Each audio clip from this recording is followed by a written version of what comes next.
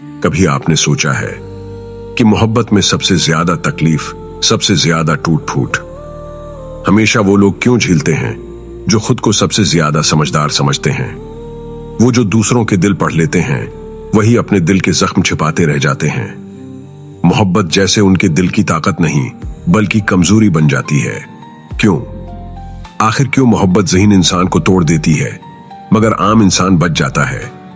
आइए आज इस राज को समझते हैं। ज़हीन लोग मोहब्बत में कमजोर नहीं होते क्योंकि वो कमजोर हैं, बल्कि इसलिए क्योंकि वो मोहब्बत को शिद्दत से महसूस करते हैं। उनके लिए मोहब्बत खेल नहीं, इबादत होती है। जब वो मोहब्बत करते हैं तो पूरे दिल, पूरे यकीन और पूरे वजूद के साथ करते हैं। पहली बात, ज़हीन इंसान सोचता बहुत है।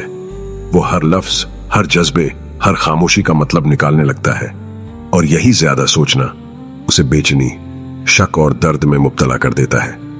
दूसरी बात, वो दूसरों के दुख समझने में माहिर होता है लेकिन अपना दुख किसी से कह नहीं पाता क्योंकि वो जानता है लोग समझ नहीं पाएंगे। यही खामोशी आहिस्ता आहिस्ता उसे अंदर से कमजोर कर देती है। तीसरी बात, ज़हीन लोग मोहब्बत में कंप्लीट होना चाहते हैं।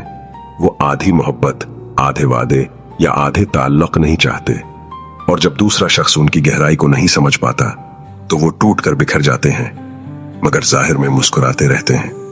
चौथी बात, ज़हीन लोगों का दिल मजबूत होता है लेकिन उनकी रूह बहुत नाजुक। एक धोखा, एक झूठ या एक बेवफाई उनके पूरे यकीन को हिला देती है। पांचवें बात, जब मोहब्बत चली जाती है तो आम लोग आगे बढ़ जाते हैं मगर ज़हीन लोग क्यों गया, क्या गलत हुआ जैसे सवालों में कैद हो जाते हैं। यही सवाल उनकी रातों से नींद और चेहरों से मुस्कुराहट छीन लेते हैं।